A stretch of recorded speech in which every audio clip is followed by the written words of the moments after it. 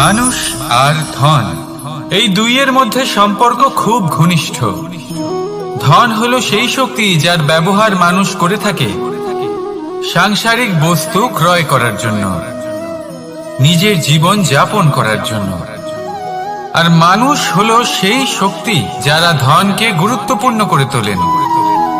এবার একটা কথা বলি, ব্যবহার করা উচিত ধনকে আর ভালোবাসা উচিত মানুষকে।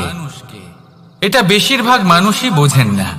মানুষ এখানেই সব থেকে বড় ভুল করে বসেন। তারা ভালোবাসেন ধনকে আর ব্যবহার করেন মানুষকে। এ হলো অনুচিত। দেখুন, আপনি একটা সূচের দ্বারা যুদ্ধ করতে পারবেন না, আর কোনো তলোয়ার দ্বারা বস্ত্র সেলাই করতে পারবেন না, তাই না? কোনটা কিসের জন্য হয় সেটা বোঝা অত্যন্ত জরুরি। আপনিও সঠিক দিকে অগ্রসর হন।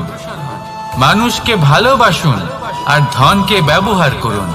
যদি আপনি মানুষকে ব্যবহার করেন তাহলে আপনি ভালোবেসে ফেলবেন ধনকে, আর এই ভালোবাসা ধীরে ধীরে পরিণত হবে লোভে, আর ধীরে ধীরে এটা আপনাকে বিনাশ করে দেবে।